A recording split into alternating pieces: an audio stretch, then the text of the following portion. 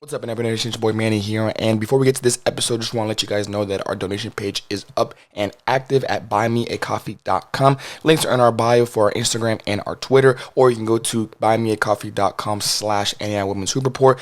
It is set up to where it's voluntary. Whatever donation amount you want to give is the donation amount that you can give. Again, that is buymeacoffee.com/NAIAWomensHoopreport. Any amount you guys do give will be put right back into the brand. It'll be put right back into the product, whether that's for coverage, whether that's growing the brand, whatever the case is. Any donations made will be put right back into what we are trying to build for this brand. Again, that is buymeacoffee.com/NAIAWomensHoopreport. Now on to the rest of the episode.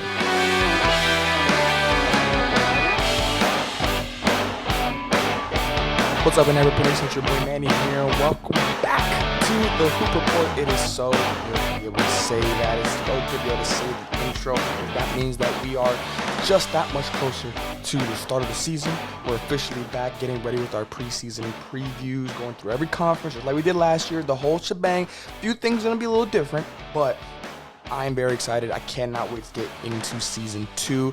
Kind of gave you guys a little bit of behind the scene, and at this point by now you guys have kind of known what the plan is, but I'm recording these episodes throughout the summer. I'm recording them in advance. The plan is gonna have them all recorded, content ready to go, and then I'm going to later publish them in August. So right now, you guys are watching this is August 10th, episode 1 of season 2 of the Hoop Report. As we get ready with our preseason previews, our first team is going to be the Crossroads. We're going to do one episode per conference. We're not going to do the 2 hours that we did last year. I do think it was pretty solid. They were getting great views. People were really enjoying them, but I do believe that it's going to be a lot better for me as well as you guys from an intake standpoint to be able to just focus on one conference per episode. We'll do 2 episodes per week coming out Monday and Friday, kind of picking up on our scheduling from last year. I think that was a really good schedule. I think everybody it also went well with the actual basketball schedule. Obviously, majority of the conference games, majority of the big games happening on Saturdays on the weekend, so it gives me time to be able to watch, take notes, whatever the case is, and then Sunday gives me the ability to record for Monday, and then Monday, obviously, we'll be, and throughout the week, we're able to talk about what happened, all these different things, so I think it's just going to work out for the best. So again, Mondays and Fridays will be the episodes. There will be some content in between then, so don't get it twisted. I'm still going to give you guys some Tuesday, Wednesday, Thursday stuff to keep y'all juiced up and ready to go for that next episode, but that is the plan. Again, by this time, you guys know when your conference is going to be. I'm going to post it. I would have already posted it by this point, so you guys know in advance the schedule for the whole season. Not for the whole season, but for the whole preseason. All right, starting today, it'll go all the way till the week before opening day. I counted backwards. I know exactly when it's supposed to start, all the different things. So it will go all the way through until the start of the regular season on October 22nd, 23rd. One of those 2 days. I keep getting them confused, but I know it's one of those 2 days for the start of the regular season. Gonna get right into it. Enough with the intros, enough with the housekeeping stuff. Episode 1 of season 2, we're going to hop right into the Crossroads. Why? Because as you guys know, I like to pick up with the conference that ended up producing the national champion. Of course, that being the Marian Knights. One more round of applause for the Marian Knights after completing a great season. An absolutely unbelievable ride. Am I surprised that they were the national champions? No, of course not. They were always pegged as a national champion contender. They dominated the Crossroads, and that says something because the Crossroads was one of the best, if not the best conference last year in women's basketball. Not just because they produced the national champion, but because seven conference teams from the Crossroads went on to the national tournament. A lot of them made deep runs. A lot of them were very, very, very impressive, and I'm not going to lie, it's going to keep it going. But we're going to get right into it. How we're going to start this. We're going to revisit last season. We're going to revisit last season's previews. Going to talk a little bit about our way too early tiers from last year. We're not going to do the same thing this year. Whole new theme, whole new different thing. Y'all know I want to keep it or organic, keep it new, keep it fresh. But I do want to go back and see, was I right? Was I wrong? Was I close? Whatever the case is. So last year we had 4 tiers in every conference. Contenders, playoff locks, at the door, break right. Your break right teams were the teams that we felt everything's got to go your way for you to make the playoffs. Everything's got to go your way. It's got to be a tough one. At the door, you could go in, you could just miss it, whatever. One of those, that's kind of where you're at. You're kind of in the middle, not really sure which way it might lean. Could be, you get hot at the right time and now you're in the tournament, or you get cold at the wrong time and now you're outside the playoffs. Playoff locks, self-explanatory, obviously teams that we feel are going to be or were going to be in the playoffs. And your contenders, teams that we felt could win the conference championship or the Wesleyan championship or both. So these were my tiers last year, and we'll see how it played out. For break right, I had Taylor and Goshen. Hit the net on Goshen. Taylor, it wasn't. I did not see it. We'll definitely talk about that Taylor team and how the season kind of ended for them. But had them as a break right team. They proved me wrong. They ended up making the playoffs. At the door, Grace, Mount Vernon Nazarene, Spring Arbor.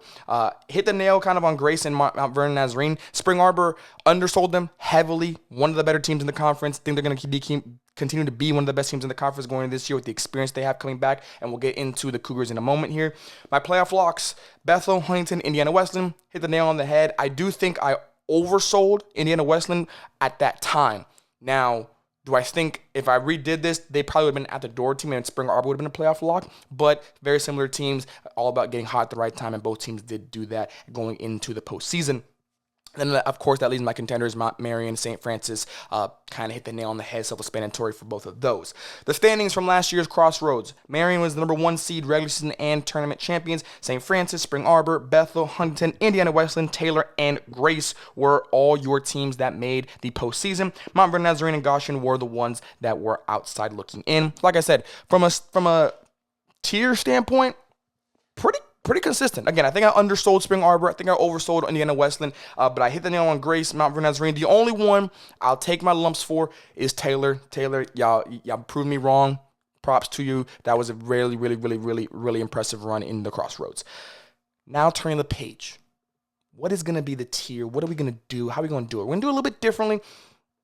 I say differently, still going to probably end up being a very long episode, just knowing who I am and knowing how much y'all know I enjoy the numbers and breaking all these different things down for you guys at home. And before I continue, thank y'all. I would not be doing this again if I didn't feel like there was a great, support behind it from players, coaches, fans, whatever the case is. Just the parents that have commented, the players that loved it, the coaches that have been able to support, the SIDs, the commissioners, everybody who helped me behind the scenes as well all through last year. Very, very excited to be able to bring this back. And again, I'm not doing this without you guys, so I really do appreciate it. Y'all deserve a round of applause for your support and your role in all of this. But I wanted to do something different, right? I don't want to go through the tiers again because that's too repetitive. I don't want to do it. So I started thinking to myself, what would be the best way to do this? Something original, something new. And then I got it. We're going to categorize, still kind of like tiers, but a different name, different style. We're going to look at the food chain for every conference in the NAIA. All 20 conferences, we're going to break them down by the food chain. We're going to have predators, we're going to have hunters, trappers, and your growers. Predators, obviously, self-explanatory, the teams that apex hunters of this crossroad. They are the team that has they're continued their dominance. They're new in that role, whatever the case is, but they are the apex predators of the conference. What we talk about in this case, the crossroads. For your hunters, you're gonna have those teams that they're on the prowl. They're going through. They might get a predator if they catch them sleeping. They catch them on an off night, but they also might stumble a little bit trying to be overzealous. Your trappers, those teams that, if you don't pay attention, if you don't give them the credit that they deserve, if you don't appreciate the ability that they have to be able to play the game and be able to come together as a group, they gonna get you. They're gonna make some games. They're gonna muck up some games. They might be one of those teams that in the middle of spring or in the middle of the winter when things, it's the dog days and we're getting that thick of it, they might be able to get one or two, maybe run off a couple games in a row. And your growers, bottom of the food chain, but that means you're only going up. You're looking at your younger teams, trying to gain some experience, trying to do a little bit more going into this season. Majority of our episodes might be hunt on one or two teams or a few group of teams, but I will touch on every team like we did last year. We'll start with the Predators. Number 1 predator in this conference in the Crossroads is self-explanatory. I'm actually going to show you all the graphic here so you guys can see how I broke it down. Again, apex predators, your elite, the contenders, they stay at the top of the food chain. That's Marian, St. Francis, Spring Arbor, Indiana Wesleyan. No order, just kind of group them into that group. Then you got your hunters. Again, dangerous and unpredictable teams. They could take down anyone on any given night. I got Bethel and Huntington in that one. And then your trappers, teams that, for whatever reason, something about them could spell spoilers, could be an upset. That's Taylor and Grace. And then your growers, teams that are building for the future, teams that are going to be gaining experience this year. I've got Goshen and Mount Vernon Nazarene. You see right there, I'm at the bottom left, my ecosystem notes, so to speak. The bottom is not to be trifled with, y'all, and we'll get into it, but Taylor, Grace, even Mount Vernon Nazarene and Goshen, they are not going to be trifled with. I do believe they are going to be Very, very, very tough games. Still not picking them to beat any of the teams, maybe not all of them, but I would not pick a lot of these teams to beat the teams above them, but something about them kind of gives me that feeling of do not misunderstand just because they're a trapper or a grower that they cannot give you a very, very strong game. And y'all know how I always say this, if for 38 minutes, it's a close game, I'm giving you those last 2 minutes to that underdog, to that team that quote-unquote should not be in this tight of a game against their opponents. Also, the Hunters. That Hunter group, Bethel, Huntington, they are hungry. I do believe they are going to be a hungry team. We're going to get into both of them, but they are a team that I'm very excited, both of them, to see what they're going to be able to bring in this year off of two different reasons and two different kind of ends to their season, but we'll get into that in a moment. And my final thoughts kind of going into the Crossroads before we kind of break it all down. It's going to be another year where the Crossroads is just a battle every single night, Wednesdays and Saturdays. It's going to be absolute top-tier basketball. Do I believe they're going to have the number one or the most teams in the national tournament again? Very, very safe assumption to make. I would kind of put money on it, to be honest. 7 teams last year made it. I don't see why they couldn't get all 7 of those teams in there again. I really don't see that. But like I said, I'm going to start with Marian, obviously your regular season champions, tournament champions, national tournament defending champions. Major returners for them. Taylor Double, 9 points per game, 2 rebounds, 45% from the field, 42%, almost 43% from the three-point line. Madison Bailey, 9 points per game, 4 rebounds, 5 assists, 2 steals, 40% from the field. And then Kylie McNally, 8 points, 5 rebounds, 44% from the field. Obviously, the main storyline, we'll talk 3 storylines per team, every single conference. The main storyline is obviously this is your first year post Abby McNally. Obviously, this is going to be a season where you just, you don't know what to expect. Now, this team is still a very, very much conference champion level team. They're still a national tournament contending team. Would I pick them to defend? Not right now. I need to see what they're going to do to be able to replicate or to be able to compensate for the loss of someone like Abby on both sides of the ball. It's not just the offense, but it's the defense. All right, so if you came into me today, who is your way too early national champion, team or team that I'm looking at to make that run? Again, when I'm recording this, it's June. Y'all are watching this in August. I would not put Marian up there. I don't even know if I would put them top 10 even. Out of respect, I probably would put them top 10, but they'd be on that bottom end of the 10 because, again, you're having to figure out a brand new system somewhat. Yes, it's not, you're not starting from ground zero. You still have a great returning group. You still have a lot of pieces that a lot of coaches in the conference and the country would love to have, but you're losing your engine on both sides of the ball, and specifically the defense side of the ball. That was the calling card for Marian all year last year. It was the defense, being able to just suffocate. When I was at the end of the season when we had our end-of-year coaches interview with Coach Santana, I told her, it was suffocating to watch. I could only imagine what it was like to play against them as a player, scout against them as a coach. They were everywhere. They were able to use their length, their athleticism to be able to just disrupt offenses every single night. How are you going to replicate that without having someone like that on not just the defensive side, but also kind of an underrated part of the defense, the rebounding? You have someone like Abby who is a double-double machine on any given night, monster double-doubles at that. You got to be able to finish defensive possessions. If you play great defense for 30 seconds, if you don't get that rebound, it doesn't matter. So I do believe it's going to be a very, very obvious storyline to follow, and how, it looks at the beginning of the year, it'll look great. But it's a matter of, once that honeymoon kind of goes of new chapter, the freshness, the new car smell, so to speak, of hey, there's a lot of opportunities to be had out there if you are a Marian Knights player. After that kind of subsides, who is actually going to be left to be able to step into that role from a leadership standpoint and from a number standpoint out on that court? The other kind of storyline I'm looking at, it's going to be, you got your target on your back now. You know what I mean? For a long time, I think Marian was the perfect team, the highest hunters out there in the NAIA world. They were always going to be in the conversation to be a national champion team, especially with someone like Abby at the helm.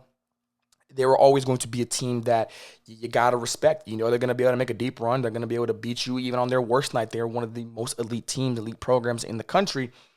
Now you're flipped. Now it's flipped. Now the target's on your back. Now you're looking, over your shoulder at every team, whether it's a team on top of the country, whether it's the worst team in the country, you have to expect every team's best shot. because that's the price you pay for being a national champions. Not just conference champions, but national champions. Every non-con game, it's going to be a tough one. Every single conference game is going to be double as tough. When you're on the road, fans are going to want their teams to beat you. How do you respond to that from a mental standpoint and a physical standpoint is what I'm going to be looking at for this team. And that's what everybody talks about. When you win, and I've said it all year last year, I don't believe it's as hard to get to the mountaintop as people think. It's hard. Don't get it twisted. It is hard. But the real test is not getting there. It's staying there. And I don't mean back-to-back national championship runs. I mean being able to replicate that again, being able to show that we're not satisfied with just a good season that ends with a title. We want more. We want to be able to put ourselves in that position as many times as possible for as long as possible. So how do they respond with that is going to be what I'm looking at for this team. And kind of on that note, just kind of wrapping it up, replicating success. Replicate the success. How do we do it again? Again, you're losing someone like Abby, number 2 in field goal percentage, not number 2 in three-point percentage, offensive rebounds, defensive rebounds, all these different things that you're losing. But like I said, you also have the opportunity, if you're a player, if you're the coaching staff, to try something new. Not reinvent the wheel, not completely scrap it, but hey, what can we do differently now that we have the ability to now because of the people we have, the personnel we have? When you have someone like Abby, you're going to play a certain style because she is that level of a competitor, of a player. But now that she's not there, you cannot do what you did with Abby because you don't have Abby.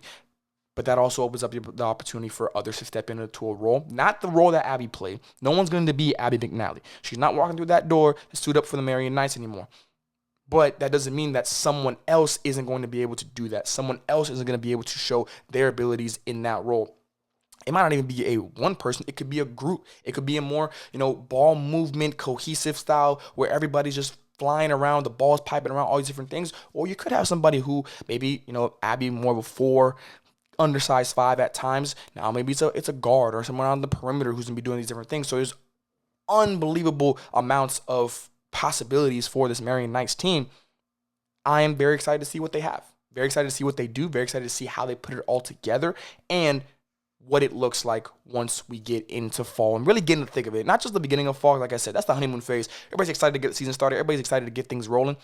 Once we get through that first month and a half of the season, all right, now what do we really got working here under the hood for this team? I'm also going to predict every single team what I feel like is their floor for the 26-27 season and what I feel like is their ceiling. And I'm talking about ceiling as in national tournaments if I do believe those teams could get there. If I'm, looking at it, the floor for this Marian Knights team, even post Abby McNally in their first year without her, top 3 seed, y'all. It's a top 3 seed. It's a conference championship appearance level team that I see. That's the floor. Even after all I said about losing and then finding new systems, all these different things, don't get it twisted. They still are the Marian Knights, and they still are going to be one of the best teams in the country. So the floor for me, top 3 seed. Top 3 seed, conference championship appearance. One of those two I'll be happy with. I'll be happy with one of those two. If it happens with both, hey, I think that's a great, great season to put under your belt. The ceiling, the realistic high end, for me, an Elite 8 appearance. Elite 8 appearance, I think this is a successful season for the team. And again, this is for me, June, for y'all in August. So I'm talking about, very, very, very shot in the dark level stuff. Just thinking about what you're losing in Abby. I can't expect anybody to step into that role. That would be unfair to those players. Everybody's going to be their own type of player, so I can't expect you to play like Abby or be like Abby. That being said, I do believe there's still a lot of really good players on this team. I'm looking at, again, Taylor Double, Madison Bailey, who can step into these roles, who are already hovering around 10-point per game scores. Now if we're able to get to that maybe 12, 13-point mark, each of them. You also have Kylie McNally, who I believe is going to be another 10-point per game scorer. So that's 3 right there. You're going to bring in some really good recruits. You're going to be able to develop some of the players who maybe weren't getting as much burn consistently as they wanted last year. Now you've got the opportunity through, preseason, through the summer, all these different things. I think at the ceiling, realistically, not banking on, this person's going to have a breakout year or anything like that. Just being realistic. I think the Elite 8 appearance is completely understandable and completely reasonable for this Marian Knights team. And that's what I'm going to go with. The floor, top 3 seed, conference championship appearance. The ceiling, give me an Elite 8 appearance in the national tournament for this team. Now we're going to go to our second Predators team, St. Francis Cougars. St. Francis, one of the teams that I'm very excited to talk about because they got a lot of interesting pieces. They got a lot of interesting pieces here, and it's very exciting if I'm a Cougars fan.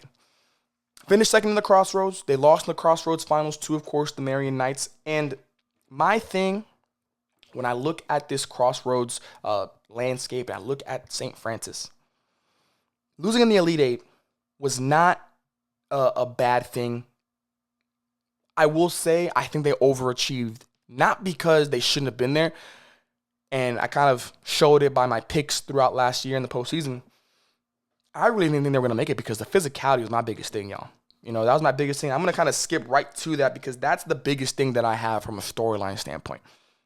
Interior presence for this team.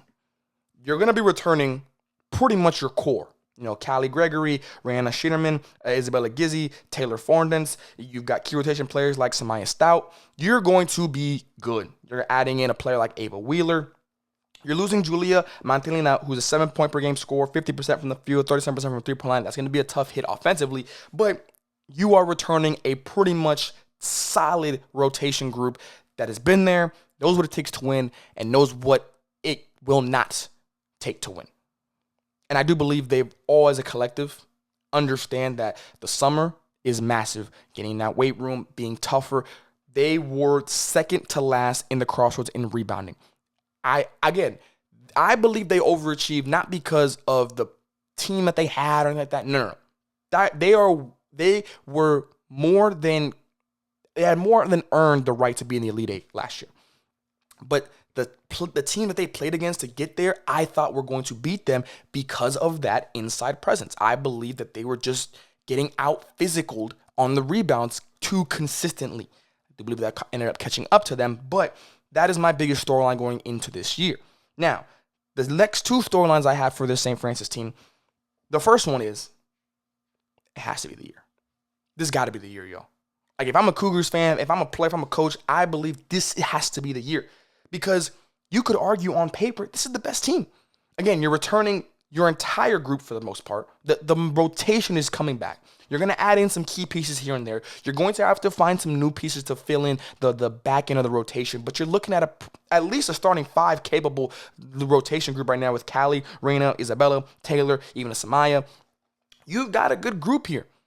Again, you add in around the edges. When as a coaching staff, if you're going to the summer thinking, we just got to do the margins, we don't got to reinvent the wheel, we don't got to redo the roster, this has to be the year. This got to be the year to get to your end goal, whatever that end goal is, right? This end goal has to be a conference championship. It's got to be a number one seed. It's got to be. This has to be the year. If I am the Cougars players, I'm going into the locker room of the preseason, and that has to be the year. Everything we do has to be towards winning a conference championship. That's got to be the goal. Again, on paper, you could argue they're the best team. Continuity is a big thing here in this league, and you'll see why when we talk about some of these other teams. I do believe you got to talk about this Cougars group. Kind of going off of that. Again, number one team last year in three-point field goal percentage, the second best defense, all these different things. But it starts and ends with Callie Gregory. I'm looking at a player of the year type of season for her. End of the season on an 8-game streak of at least 10 points per game. She went 12 of 13 games in February and March were at least 10 points, 16 points per game in the postseason on 40% shooting, 7 rebounds per game. This is her season to be the best player in the Crossroads. That's my storyline to follow for the Cougars on an individual standpoint. Now, do I think it's all on her? Absolutely not. But I believe she is going to be the focal point for everything this St. Francis team does. They win. How well does she play? They lost. How well does she play? She's having an off night. Does she still find ways to be effective in other forms of the game? Man, rebounds, 7 rebounds. One of the leaders in this team. So even though a team that struggled to rebound the ball, she was still almost getting to about 10 rebounds a game. You got to be able to do these on any given night. Those little intangibles, I believe, have to fall on her. She has to have. I'm not saying she has to win Player of the Year, but I'm saying that should be her motivation. Even if it's not really what she wants. I know she wants to be a team player and wants to help her team win, whatever that means. I think she has to shoot for Player of the Year because that forces her to be better, not on the stat sheet, but from a leadership standpoint, be able to go out there and hold people accountable. You do that on any given night by your play. But sometimes you got to be vocal as well. It can't just be lead by example. It's got to be lead with your words, not just your actions. I do believe that is going to be a big thing for this Cougars team. The floor, top 2 seed. Top 2 seed. So basically where you were last year or better. That's what I'm looking at. And again, a Crossroads title. Whether the regular season or conference, I don't care, but I need a title to come home to St. Francis this year. The ceiling. I might shock some of y'all with this one. Give me a Fab 4. You were 1 game away from last year. You're bringing everybody back. I believe Callie will have that player of the year type of season. I believe that she will be able to lead this team to a Fab 4 appearance. I got it. I'm calling it now. That is the ceiling. If at that point, go get you a national tournament appearance. Go get you a national tournament appearance. But don't let me get ahead of myself here. Fab 4. That's how high I am on this team because of what they're bringing back and what they've already established from last year. One of the best defenses in the Crossroads. One of the best defenses, I'd argue, in the country. Being able to play undersized. Yes, I understand I'm talking a lot about the rebounds. And yes, they are undersized in a lot of positions probably. But I still believe that there's a little bit more to be had there. I'm a believer that when it comes to rebounds, and I've said it in the past, you can lose a rebound battle and win a national championship. You can, because there's other ways to compensate for that. My only thing is, how much are you losing it by? If I'm an undersized team, I can't lose the rebound battle by more than 10, and that's pushing it. I probably will say 5. If you're losing the rebound battle every single night by 5 rebounds, you'll be fine. The closer that number gets to 10, percentages go down. 15, percentages go down. I'm not saying that they were losing by 15 or more, but that's my point. You cannot get out-rebounded. Some nights they were getting out-rebounded by double digits. That can't happen this year. That cannot happen this year. I don't think it will. Give me this Cougars team to be the favorites, I'd say, to come away with the Crossroads title, one of the 2 going into the season right now. Now we're going to go over to another Cougars team, Spring Arbor. Spring Arbor, what an interesting group. Interesting group here, fellas. 25-26 recap, finished 3rd in the Crossroads. Really good. Again, I undersold them heavy last year. I was high on them. They exceeded my expectations. And I will call it here first. Lost in the quarterfinals, hosted in opening rounds, lost in the Sweet 16. Meaning they got out of the opening rounds, got to the final site, lost in the final site. This team, am I excited about this team? Again, I'm excited for the Cougars because of what they're bringing back from a top-end standpoint. I believe that the Spring Arbor team may have the best returning group, best returning class, some would say. That's kind of one of my storylines because Megan Zeitz, Ashley Weller, Heaven Chapman, Riley Goodman, you got a deep roster coming back led by, I believe, Madison Sunzi. I don't think you can point me to a deeper returning group. They're arguing the entire country. That's how good, that's how deep. They legitimately can go like 8 to 10 deep. And I saw them do it in the postseason, yo. I saw them. I saw Megan have a tough game against, I believe it was Indiana Tech in the first round. It didn't matter. And she came back that next game with a mission. I believe this might be the deepest team in the Crossroads. And that's scary. That's very, very, very scary. The other storyline I have, similar to St. Francis, Megan Zeitz. You are the best player on this team. You got to have a player of the year type of season.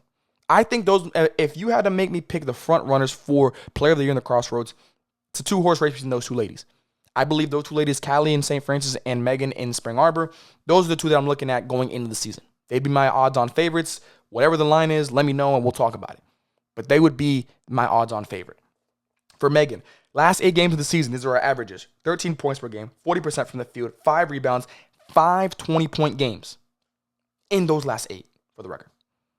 She was absolutely surreal going at the perfect time of the season. The way you end the season, I believe, is always important on how you're going in the offseason, therefore how you start the next season, whether you're a player or talking about a team.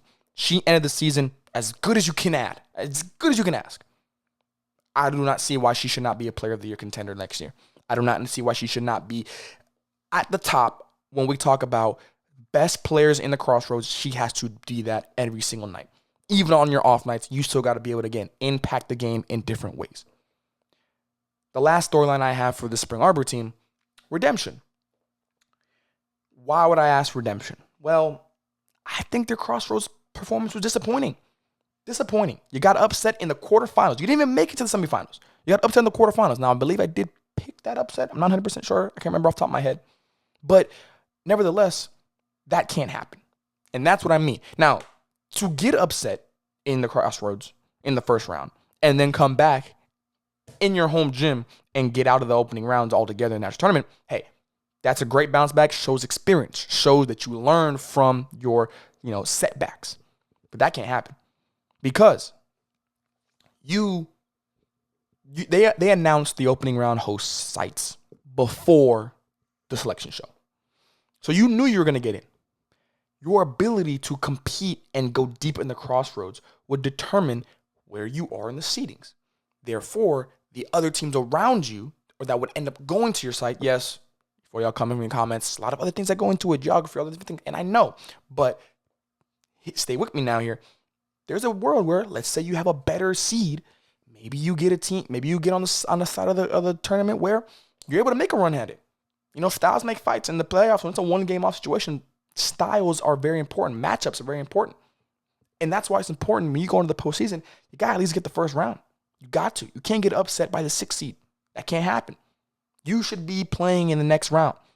You should be playing in that next game. And I believe from a redemption standpoint, looking at the Crossroads is the first step in every team, or looking at your conference is the first step in every team's journey to the national tournament and eventual national championship. This is the perfect setup for that.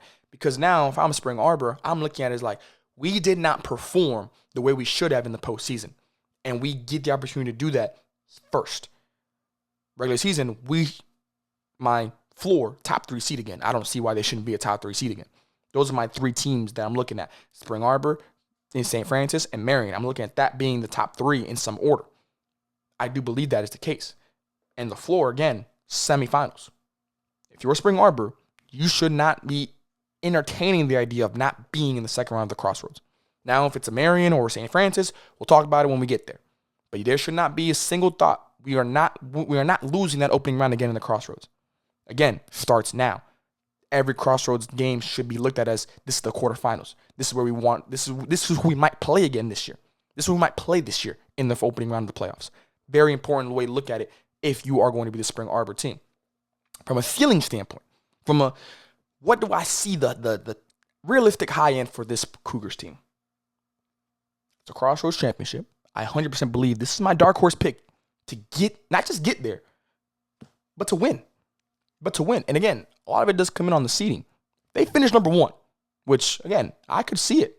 There is no clear-cut number 1 this year in the Crossroads. Now, it's a team that I'm going to get to next. Got some talent. But, and I'll explain why I'm not picking them as my clear-cut favorite right now. There's no clear-cut favorites to me.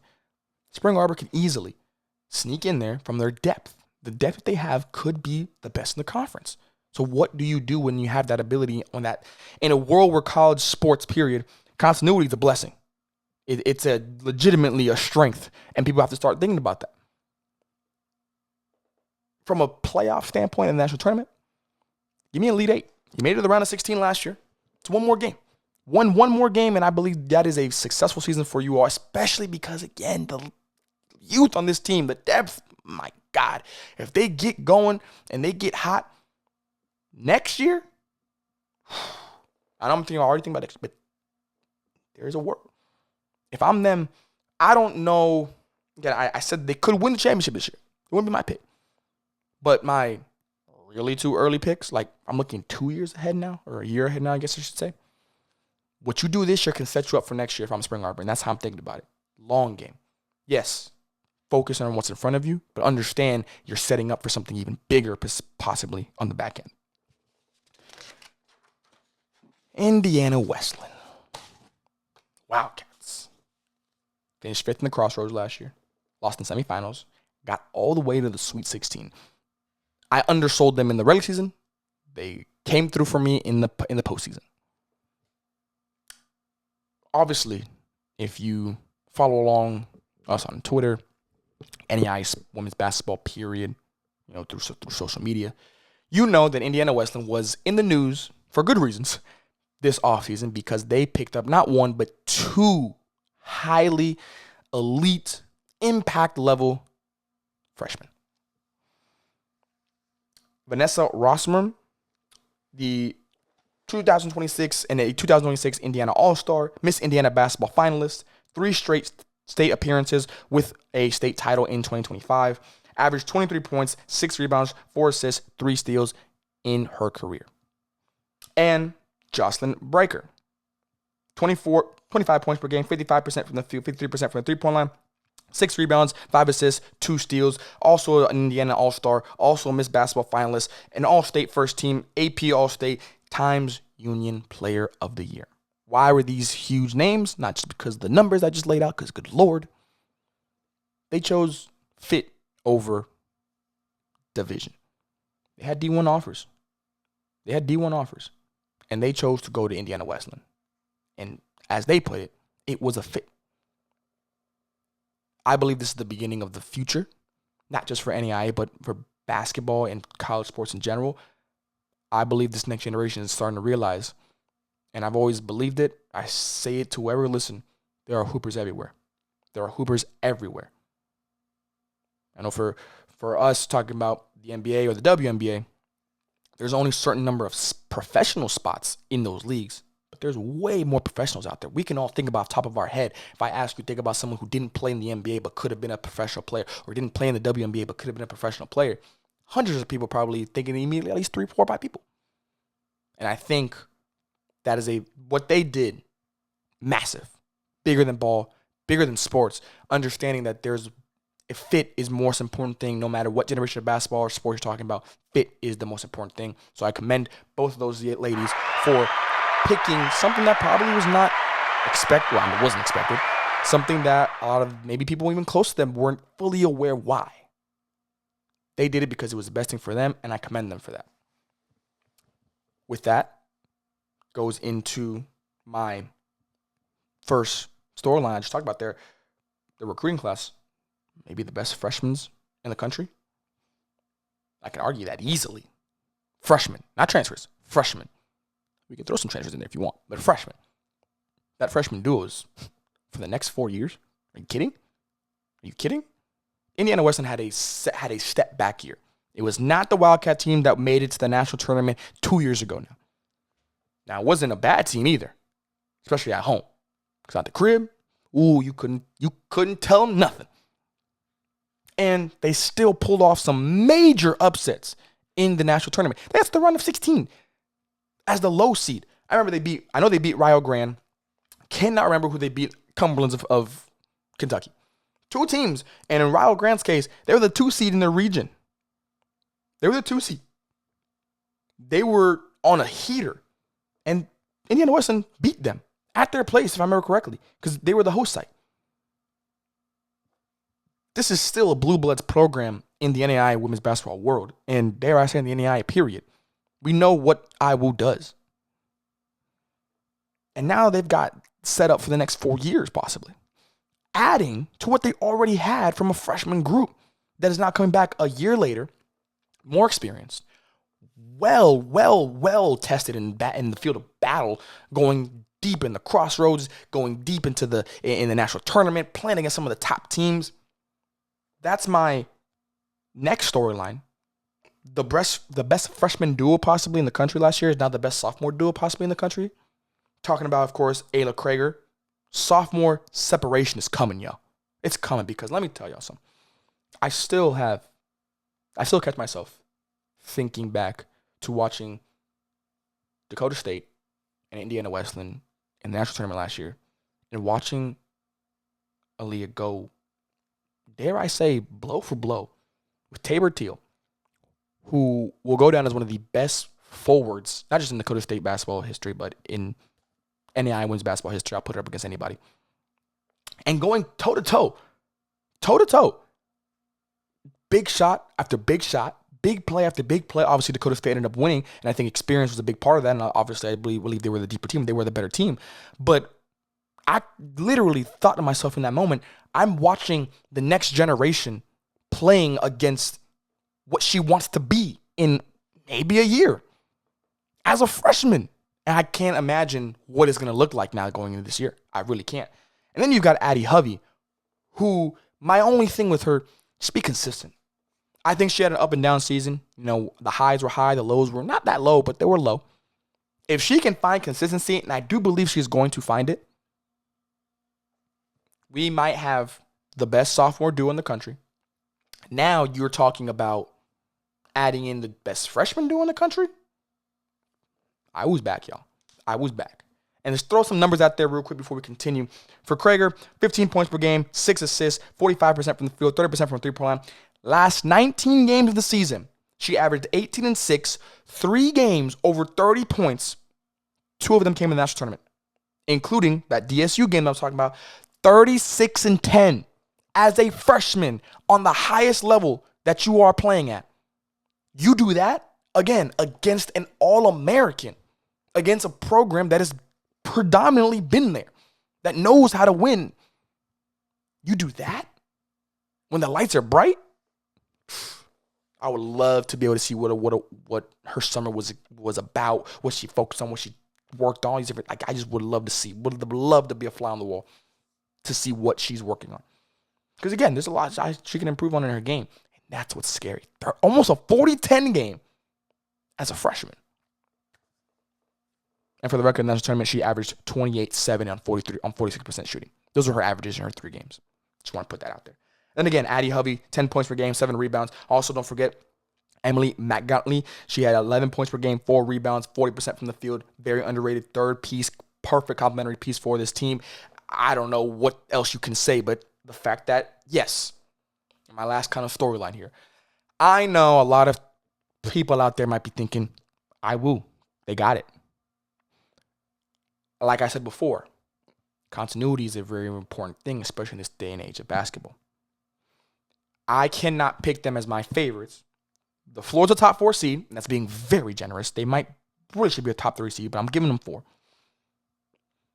Semifinal appearance, again, could be generous, but this is the floor. This is what I expect. The ceiling is a Crossroads championship. They are the darkest horse. And talked about Spring Arbor being kind of like a dark horse. This is my puncher's chance team because talent-wise, they're there. But experience. Again, at the time that I'm recording this, the NBA Finals are going on, and we're talking about the San Antonio Spurs being, so young, and Stephon Castle, and Victor Wembanyama, this and that. Again, by the time y'all are watching this, we've already crowned a champion. For me, game 1 just happened, so I have no idea what's going on. But the storyline has always been they're too young. I believe age is nothing but a number. Young teams can win. It's just harder. Do I think this young team can win? Absolutely. Do I think it's the start of a dynasty? Maybe. We can talk. But it comes down to experience. And for the dynasty talk, what's going to matter is if the experience comes from deep playoff runs. You got to be able to go deep to get experience. Experience is going to go take you so far if you just make it to the conference every single year. Making it to the one game and out in the national tournament. This is going to be a very exciting season if I'm a Wildcat fan, and I'm so locked in for it. So locked in. But those are my Predators. Okay, those are my Predators. For the national tournament, for the record, second round. Second round for Indiana Wesleyan. I believe they will make it. I believe they will be there. I believe they get a game. Youth is a very, very, very important factor in a lot of different ways, and sometimes it's a good ways. My Hunters, again, teams that they're something about them. They're on the prowl. They're looking. They're elite. They have the potential. Bethel was my first team. Finished 6th last year, lost in semifinals, made it the second round of the national tournament. Pulling off an upset in that first round. And they gave Langston a little bit of a scare. I believe it was Langston. No, was it Loyola? It's too far. But I know they gave that team a scare. I believe it was Langston because Bethel was the 9 seed. So yeah, it would have been Langston. Talk about deep returning groups. They have it. Isabella Scales, Olivia Nickerson, Gracie Lambs, Justice Williams, Isabella No, other key players from a freshman standpoint, coming sophomores now, Loveraine Gaskins, Jocelyn Marshall. You're adding in more freshmen like Tora Haller, Ava Myers, Natalie Thomas, Adara Parker. You're losing Jasmine Smith and Mariah Claywell, pretty much 22 points per game on about 40% shooting, about 13 rebounds, 3 assists, 2 steals from them combined. It's going to be tough. I stand by my statement. St. Francis, I believe, has the best returning group because it's deep, probably the best talent as well. But this team scares me, man. I'm not going to lie to y'all. If I was anybody above them, I'm terrified. Absolutely terrified. Because 16 of their 28 games this season are going to be against national tournament teams. And they just give me that vibe of somebody that overachieved for sure, but sporadically, not for the season. For the season, I think they ended up right where you could have imagined them ending up in the summer. Succeeding in the Crossroads, got a win, and then ended up getting a win in the national tournament. I don't think they overachieved there, but I think they overachieved in certain games that I didn't think they were going to be able to compete against, they were able to win it. I think that's where they overachieve, and that sets up something scary. Again, if you're a young team and you get that taste early, one of two things going to happen. Either you're going to get complacent, or it's going to refocus you and realize, hey, we can do this if we just put in some time, put in some work, get together, all different type of things. Very excited to see what this team is going to do. Again, led by Isabel Scales, 13 points per game, almost 50% from the field, and 6 rebounds per game. Also, Olivia Nickerson, cannot forget about her. 12 points per game is going to be very, very important for this group to have a very successful season in the Crossroads and beyond. That is where I go into for my second storyline. Those two ladies and who? I need a third solidified starter. Third solidified scorer. Is it Gracie Lambs, who had 8 points per game? Is it Justice Williams, who had 7? Is it Isabella No, who 6 points per game, almost 7, 38% from the three-point line, low attempts, more minutes, more attempts. Could that mean more buckets? I also got some, like I said, mentioned some other rotation players. I need a third player. In a conference like the Crossroads, everybody's got at least 2 players. Some of them have more, though. And that's why I think they are the hunters right on the cusp of being predators, because I need to find who's my third scorer, who's my third consistent source of offense. I say scorer, but I mean more playmaker. Someone who can reliably be a good 8 to 10 on a night. Every now and then maybe gives you a 15-point night. But who can be that? That is my question. I believe Bethel may have one of the best backcourts in the conference as well. I do believe it's going to be up there with one of the best. Just what they're able to do and what they were able to do last year, watching them go out and just play ball. I mean play ball, because it was an impressive run last year for Bethel. I'm also looking from an interior standpoint, who can step up. Again, you're losing Smith, who was putting up 8 rebounds a game by herself. Then you add in Claywell, who's putting up 5 by herself. You got to be able to find something. You know, a lot of the returners, 3, 2. Some of the others weren't even getting much more than 1. You got to be able to find some rebounding, because like we talked about with the Cougars, rebounding and physical interior presence in the Crossroads is going to be an underrated element that we look at for a lot of these teams. Last thing I have, defensive improvement. 3rd lowest defensive rebounds, which means, again, got to be able to finish possessions out. 6th in opponents' points per game and opponents' field goal percentage. And 2nd in opponents' 3-point field goal percentage. There's something there, because you know, 2nd in opponents' 3-point percentage with a bad defense. So you got something there, but you got to be able to put it together. I think them having these defensive numbers makes it clear why they were the 6th seed in the Crossroads. If those numbers go up, I pretty much think it's self-explanatory, not a hot take or anything like that, or great analysis on my end, but you're going to start winning more basketball games. And I believe that's what it comes down to. Defensively, coming together, finishing possessions. I believe if you get the rebounds up, that immediately jumps you up to from 6th in opponents' points per game, I dare say at least top 5, right? Top 5, and people be like, oh, that's one spot. That one spot can make a difference sometimes. So at least top 5, maybe even top 4. So that's what I'm looking at for this team. The floor, 4th seed. 4th seed, give me a semifinals appearance too. 4th seed, getting in the semifinals. Get to the semifinals. It means you handled that number 1 seed, or that number 5 seed, excuse me. Now again, I already talked about the other 4. Someone's got to drop. We'll see which one drops. But the top 4 is going to be a very interesting race. The ceiling is, again, a 2nd round. I do believe the 2nd round is where I'm looking at for them being able to – they're a team where depends who they get, what seed they get, where they're going, those different things. So I got to go 2nd round, just kind of being, again, on the realistic side. But I could see this team kind of catching fire at the right time and making a nice little run at it in the national tournament when they get there. For Huntington, finished 4th in the Crossroads, lost in the quarterfinals, lost in the 2nd round of the national tournament, returning Liv Rabi, Anika Nelson, Addie Shank, Kydra Sheets, Kydra Jopman. You're losing Allison Price. Big loss there, in my opinion. Main storyline for me, continuity. They're bringing everybody back pretty much. Bringing everybody back. You know, you're not losing anything major aside from Price, who is going to be a tough loss for sure. But you're bringing in enough from a consistency standpoint. With that being said, I'm looking at maybe the best interior 3-person group when you've got Rabi, Nelson, and Shank. You're talking about 13 points per game, 12 points per game, 11 points per game. And you're talking about a rebounding situation where it's 7, 4, and 8. I talked about interior presence a lot for the top 4 teams or top 5 teams that I've talked about, I believe it is. Huntington might be one of the best interior teams in the country, in the conference. And if that continues and these other teams don't address that issue that I've talked about for majority of them, whether it's from last year, from this year, you're bringing a lot of freshmen that are going to be playing. It's a different game up here at the college level.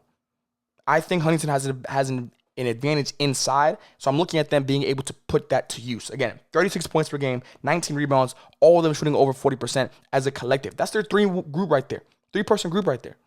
Very interesting to see what that looks like, which means the perimeter will be the key on the 50-50. If they're able to find, whether it's Kendra, Kydell, whether it's somebody else that comes in, who can be a consistent source from the outside, whether it's driving, creating dump-offs, being able to get the ball into the post, being able to get the ball to the high post, being able to knock down jumpers when they come, because I believe those 3 ladies, Liv, Anika, and Addie, they're going to get a lot of attention. And one of them will end up being, maybe even 2 of them will end up being on the perimeter a little bit. But I do believe interior is where they're going to thrive the most in, being able to get extra opportunities for themselves, for their opponent, for their teammates. So that's why I'm looking at them being more an interior team. We'll see what the perimeter can kind of muster up. And if they do it on a consistent night, it don't got to be anything crazy. Above 6 points per game, really good assists, take care of the ball. Again, create off the bounce is the biggest thing I'm looking at from the perimeter. If they do that, or they find somebody that can do that, and multiple people that can do that, Huntington's not going to be a team that y'all want to be trifled with. I'm telling y'all. My floor is quarterfinals. I don't really have a seed for them. But I think they can. But that means I'm making them have the playoffs. They're going to make the playoffs. That's the floor. I just don't know where else I can put them, because I think from a perimeter standpoint, it's also their biggest, not weakness, but the biggest concern I have for them.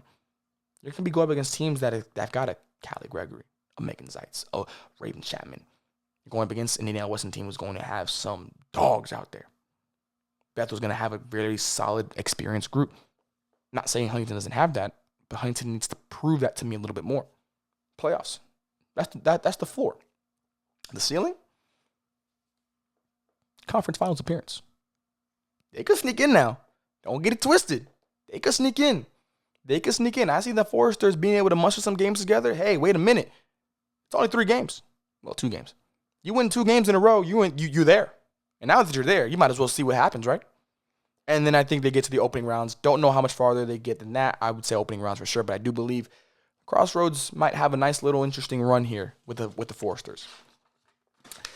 These next few teams, gonna kind of quick hit them. There's only really one team that I kind of wanted to touch on heavily, and that's going to be this first team for the Trappers. It's going to be Taylor, right? I do believe that Taylor is an interesting group. 7th in the Crossroads last year, lost in the quarterfinals, lost in the round of 64 for the national tournament. Major returners, and I mean major. Casey Warfeld led the nation last year in scoring, 3rd team All-American, 24 points per game, 45% from the field, 35% from the three-point line, 4 rebounds, 3 steals. Maddie Allen, 11 points per game. Celia Blout, 7 points per game as well with 7 rebounds and 3 blocks per game. Big additions for them on the NAIA level. Jordan Mueller from University of Northwestern Ohio, 7 points per game, almost 8, 39% from the field, 32% from the three-point line, 3 rebounds, 2 assists. And then you've got some freshmen in Jalen Barr and Shea Hawk, who I think are going to be very important additions as well. Only major loss for me, Quinn Kelly. 6 points per game, 44% from the field, and 7 rebounds almost per game. It's going to be a tough hit, but I think you're going to have a very, very interesting group coming back, led by Casey, of course. I think Jordan's going to give you a nice replacement for Quinn, in my opinion. For me, my storyline, young and hungry. Young and hungry. Maddie, Casey, Jordan, Emma, Marissa, all are freshmen. Emma and Marissa, 12 points per game combined, 42% from the field. I didn't mention them in the key rotation players, but they're going to be getting minutes. Selena is a sophomore, so she's going to be in that group, in my opinion. They're young. They're hungry. They're a perfect Trapper type of team that could get y'all on any given night. Youth into experience. Use that youth. Just see how far it takes you.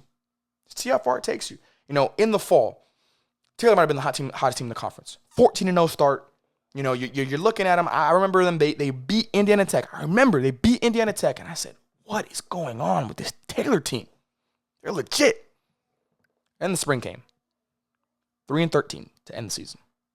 3 separate losing streaks of at least 4 games. it screams youth. But now I need the experience part of what I said earlier. Youth into experience. Do not have a situation even close to that again. Because 14-0 to 3-13 is not the same. I had a lot of people come up to me. A lot of people talk to me about, why did Taylor make the national tournament? All these different things. Just like we always say, you can't judge a team by how they end the season or how they start the season. It's the same thing here. We're not going to just cut off this fall because Taylor had a rough spring. They were still one of the best teams in the country, not just in the Crossroads, in the country in the fall, So we're not going to do that.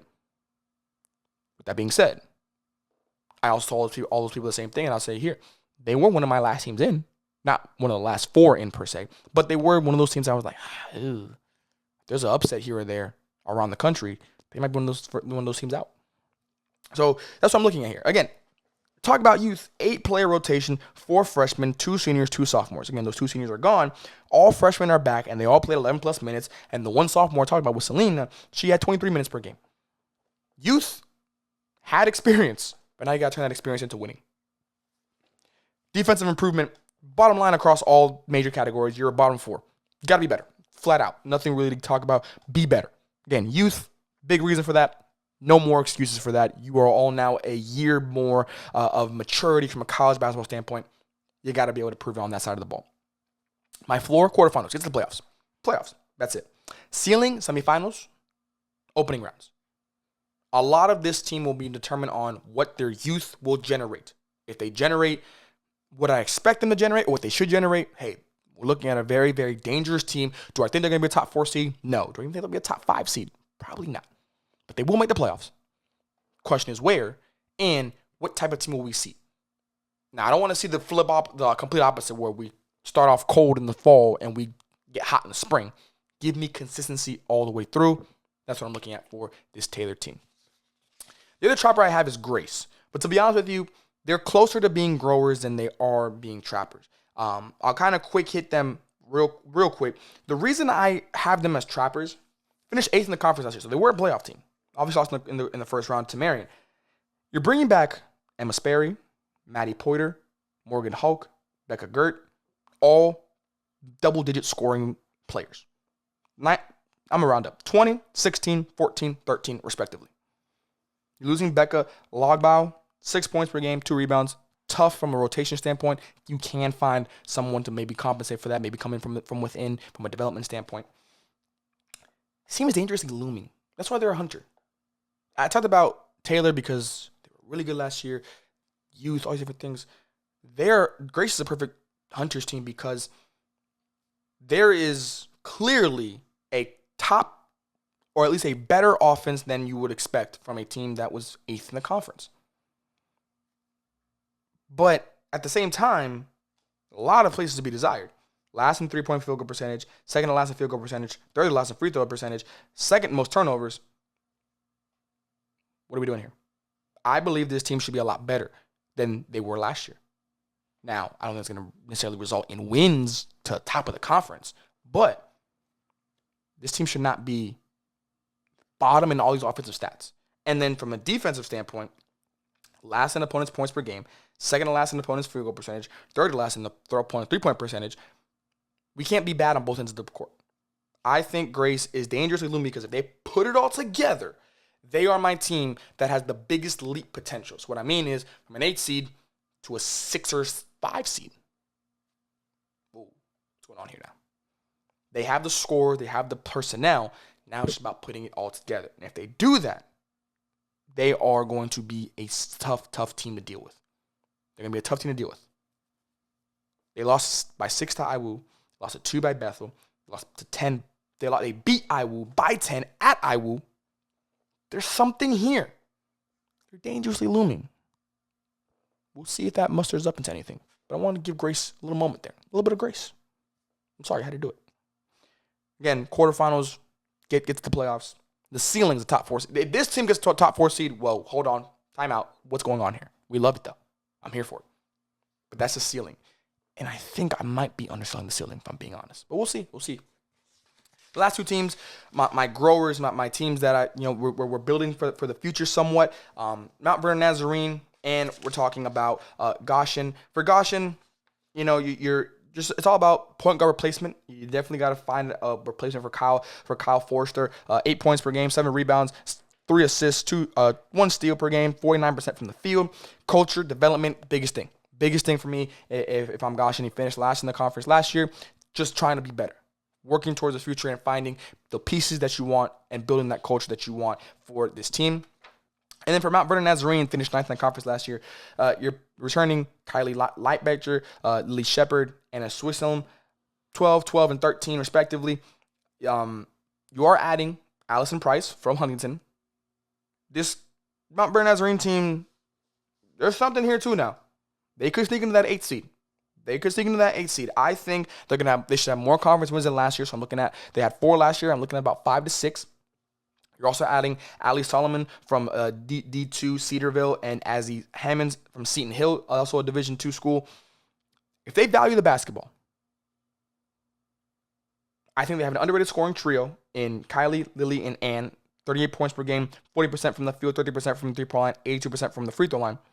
And this is now going to be year 2 of the Van Hoos era. They're an 8th seed team. Like I said, probably should have switched them, to be honest, because now I think about it, I think Mount Vernon Nazarene might be more of a trapper than Grace is. But that's just because of what happened last year and what I think the trajectory is looking like for this year. I would maybe more so say they're very even. One of these teams will be the 8th seed. Shocker. One of these teams would realistically be the 8th seed. I think they're the 8th best teams in the conference. The separation is very, very minimal. I'm looking at Allison possibly being a very big swayer in that, though. There is something here with this Mount Vernon Nazarene team that I'm excited to look at. I'm excited to watch from that standpoint of, hey, maybe, possibly, hey, hear me out. You know what I'm saying? Like, I think that's the type of team where you might secretly think, hey, this team could be really good, but no one really sees your vision just yet. I see the vision. So I see what you're thinking. I see it. And I like it. I'm with you. Just know you're not alone. We're in this together. But in all seriousness, like I said, I think Mount Vernon Nazarene, they're growers because they are growing for the future. Do I think this year they're going to be a playoff team? I would not bet on it. But next year might be a little bit different. But that's going to do it for the Crossroads preview. I should have said at the beginning, say it now. Going to say it a lot better next time. I am recording this June 4th. Coaches were given a preseason preview form, Google form at the beginning of the summer. Some of them a little bit earlier before the summer. I give ample time to be able to fill it out. Again, on June 4th, not everybody has a roster set out. I understand that. I get that.